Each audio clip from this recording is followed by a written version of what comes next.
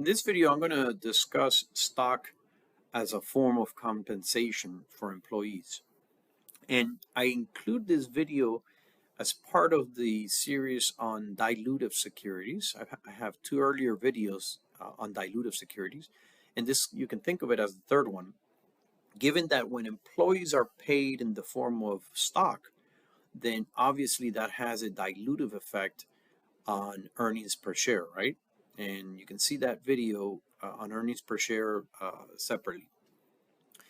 I also have recorded some videos where we discuss the how convertible bonds and convertible preferred stock are also dilutive securities, and there's a video for that you can see. And then a separate video where I discuss options and warrants and how they are also dilutive securities. So just like the options and the warrants were dilutive securities, the same thing here occurs when we have stock options being offered to an employee or restricted stock being offered to an employee. And then finally, if you have some form of employee stock purchase plan, that also dilutes earnings per share. Okay, so let me just clean this up a little bit. There's just too much going on, but here you know that there's a different video there. You know these videos as well. Let me get rid of all these arrows because it's just too much. All right. So what we will discuss here is we're going to talk about these three plans right here: the stock option as employee compensation, the restricted stock, and then the employee stock purchase plans. And let's go ahead and start with the example on stock options. So the option, it gives the employee, or in this case the holder of the option, the ability to purchase common stock at a specified price over a time period. Very similar to what a warrant does or an option, right? Because this is an option. And in a previous video I mentioned, it really doesn't matter what we call them, options, warrants, whatever.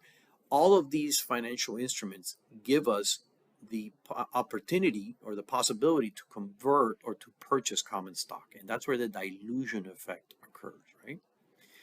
So don't mix this up with regular compensation, okay? So, and I say that don't mix it up. I mean, it is the same thing, but here's regular compensation for the sake of it. You pay your employees wages, expense, X amount, and then, you have all the, bear with me here. You have all the taxes and all the things that are deducted from the employees' paychecks, and then they get cash, X minus Y, whatever that may be. So that's your regular payroll, okay? And you've done this before. And if you want to refresh your memory on that, there's a video on current liabilities that explains that. And I'm simplifying all the different types of things that you would take out, like FICA and federal income tax and all other benefits. But that's what is regular compensation, right? So I want you to think of this as additional compensation. When you give an employee a stock option, and usually it's your higher level employees that receive stock options, all right? You give that employee that instrument to be able to purchase common stock at a future period. That's in addition to the regular compensation here, okay? All right, so let's get rid of that. But that's just for us to have context there.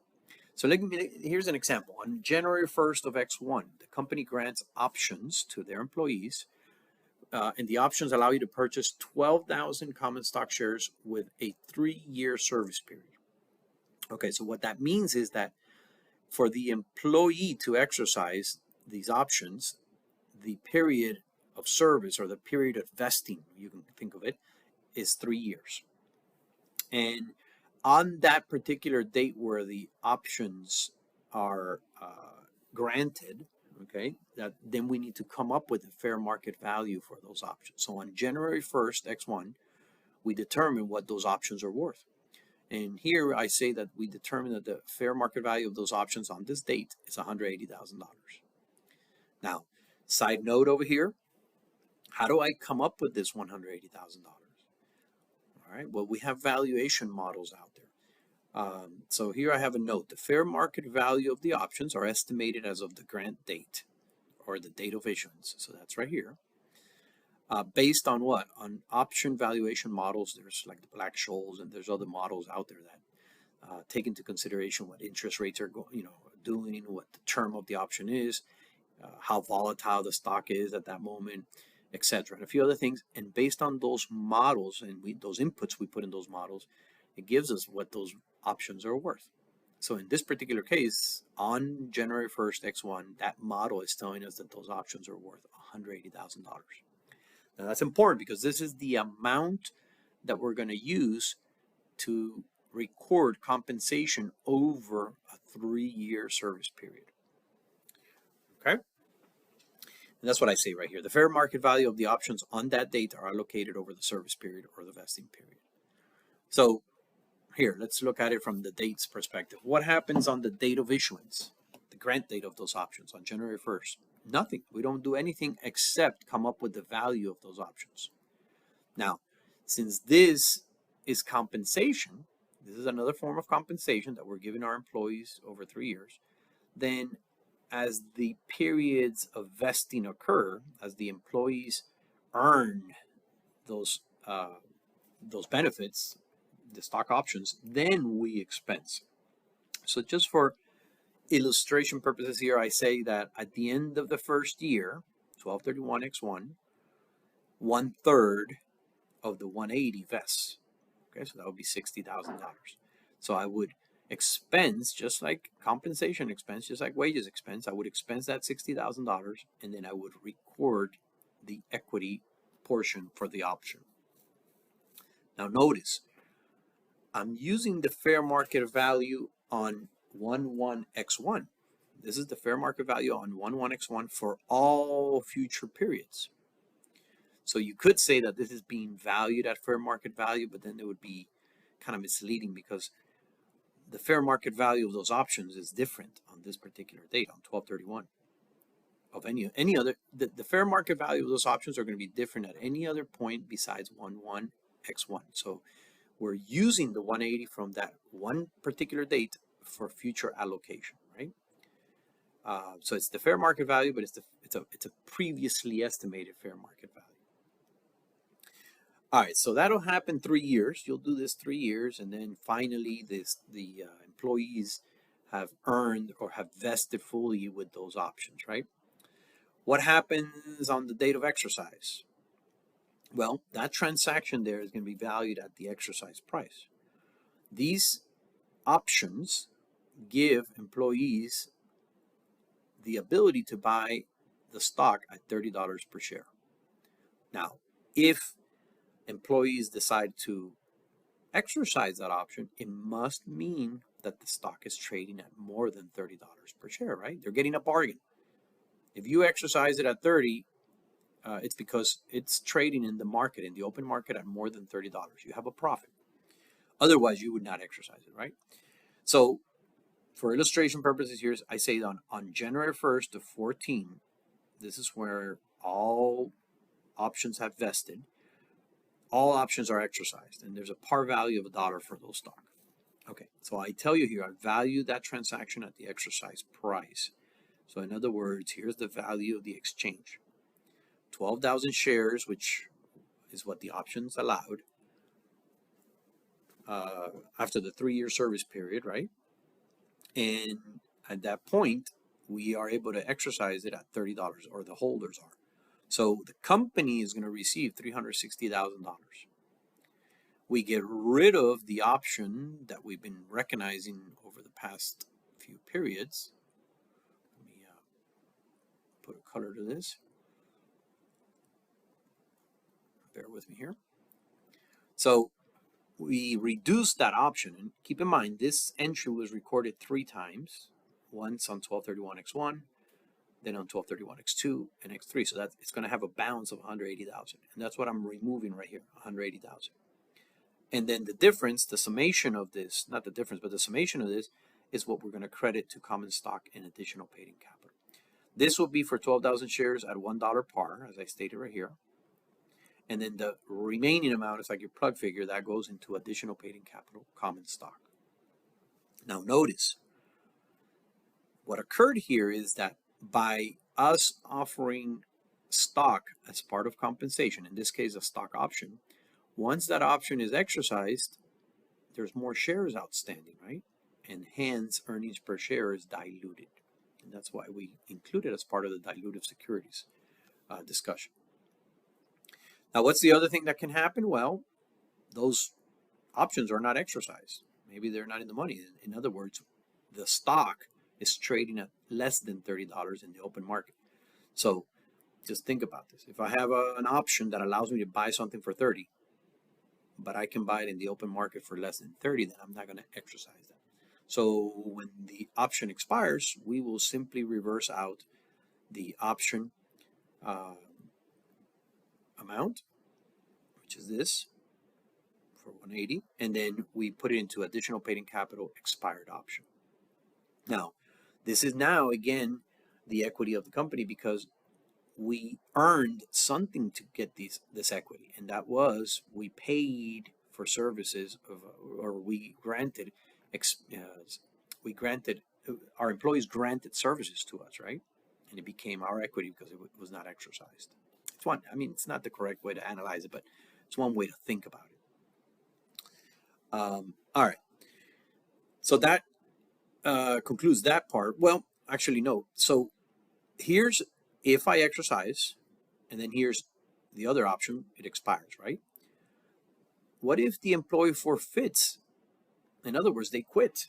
They forfeit the right to those options because they didn't work the period that is required under the service period. Well, we just simply reverse that expense. So that expense in red right here is reversed for the amount for that employee, and then we reduce the option for that employee. Okay?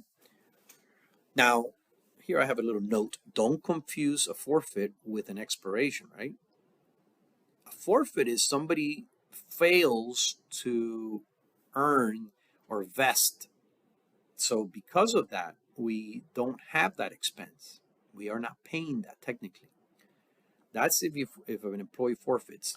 The other one is if the option expires. That's different. That the employee earned that option, can exercise it, but chooses not to exercise it, right? So look at the difference. In this scenario here, where I simply, in the expiration scenario, where I reverse the option, the expense still remains, the compensation expense. But in the option where the employee forfeits, the expense is reduced. Okay, so now let's move on to the second form of stock compensation that we can observe. So we just talked about stock options. It gives certain employees, and usually it's a select group of upper management, gives those employees the option to buy stock in the future. The other way is through restricted stock. So under this scenario, let's look at the restricted stock, scenario here. Let me space this out a little bit. Under the restricted stock scenario, the employee receives stock outright from the get-go. Okay, so compare that to the stock option. The stock option gives the employee an option that upon vesting, they can exercise, right? With a restricted stock plan, the employee gets, the employer gives the employee stock, but with certain restrictions, right? So from the get-go, the employee actually has the common stock. But the restrictions, could be that they cannot sell it, they cannot transfer it or pledge it until vesting occurs. And so why do companies do this? Well, let's go back to stock options.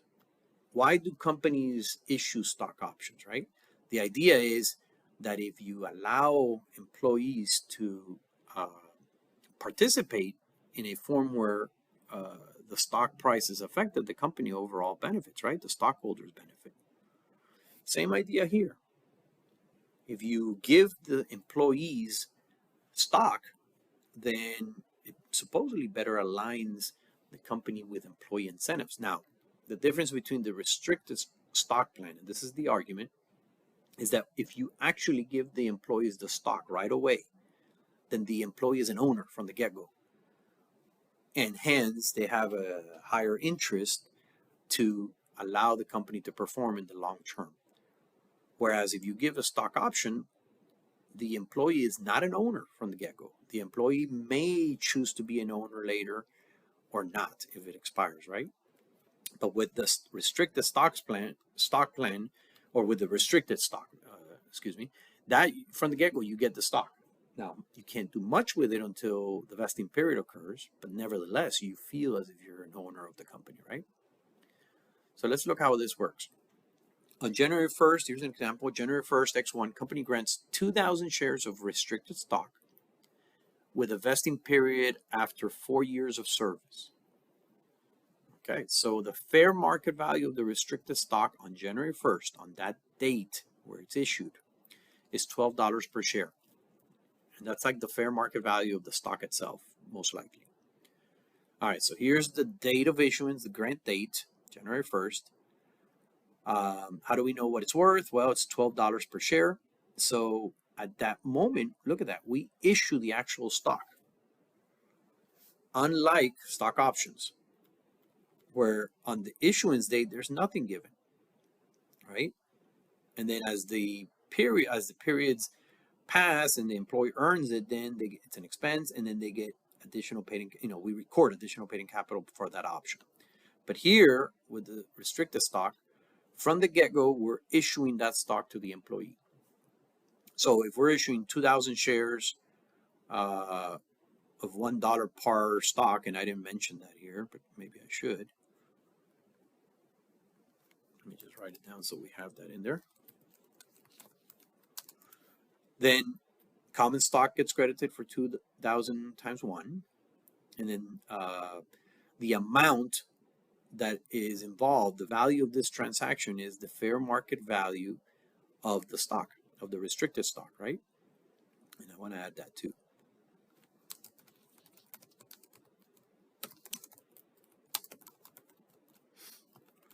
So this is valued at the fair market of the restricted stock. So the restricted stock being 2,000 shares at $12 each, that's $24,000. And then the remainder goes to additional paid in capital. Now, here's the only quirky thing I would say regarding this. Since the employee has not completed the years of service, then initially we record this in this contra equity account called unearned compensation. Because keep in mind, if it's 4 years, then I have to recognize the expense of compensation over the next 4 years. And that's what I'm saying here. Expenses divided over the service period or the vesting period. So just for the heck of it, here's the dates of the service periods.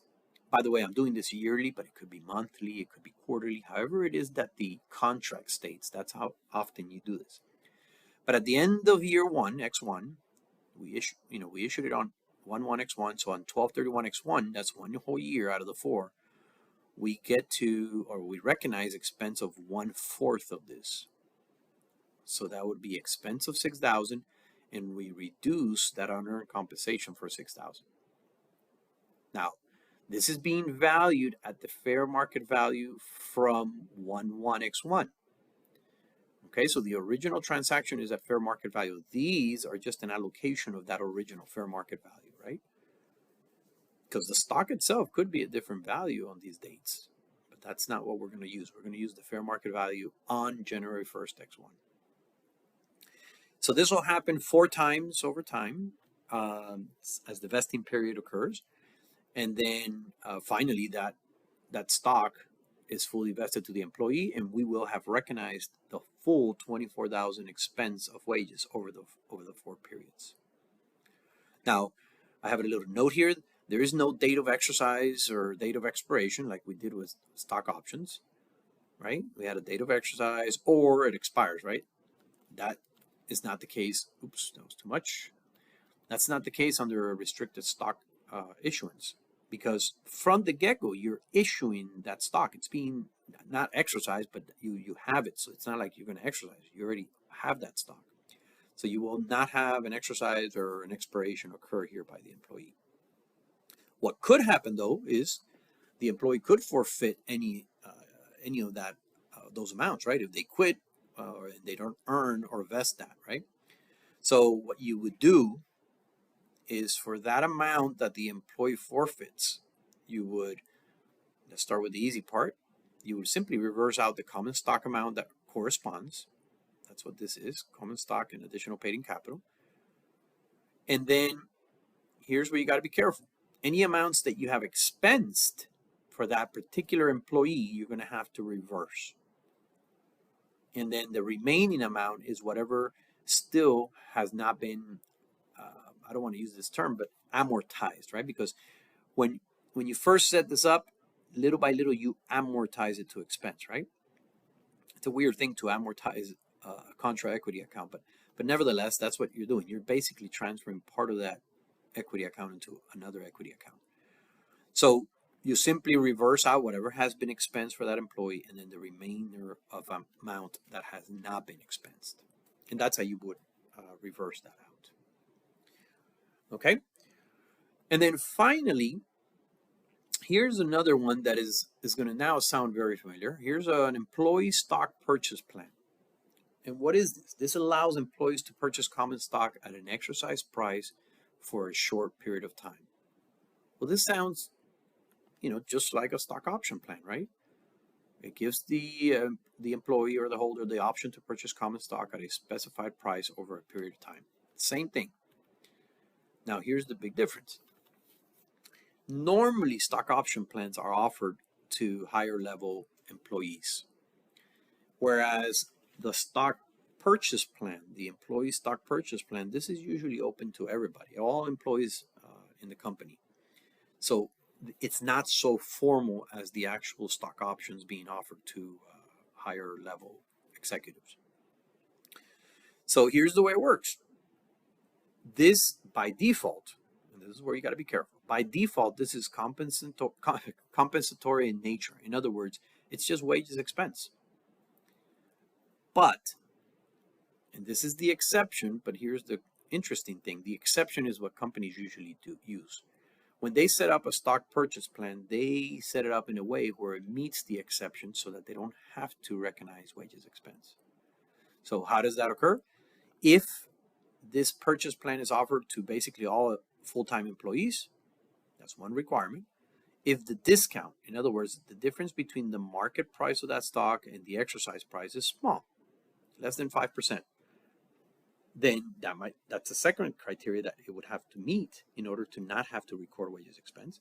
And then the last criteria for the exception is if the plan offers no substantive option feature. In other words, it's not like an option that you can trade.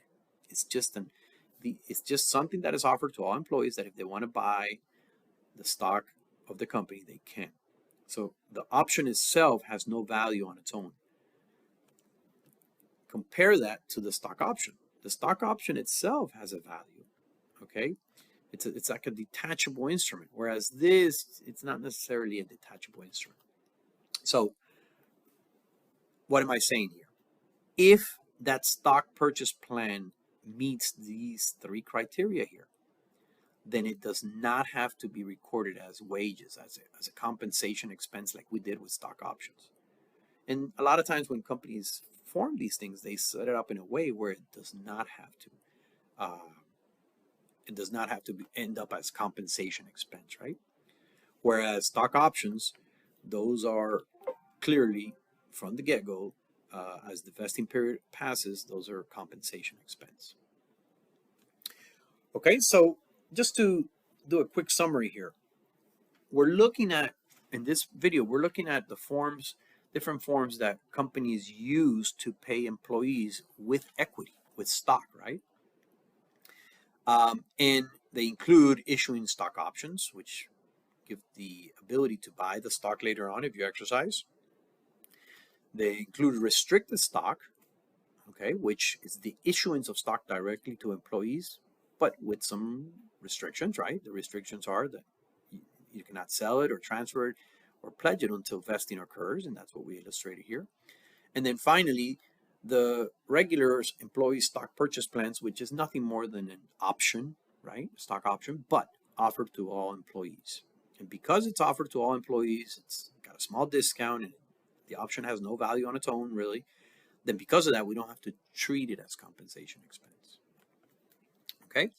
The effect of all these three, the effect of stock options, the issuance of restricted stock, or the issuance of stock under employee stock purchase plans, what do? They dilute earnings per share, they dilute the ownership of the company. So hence we include it as part of the dilutive securities discussion. All right, this concludes the video on stock compensation plans.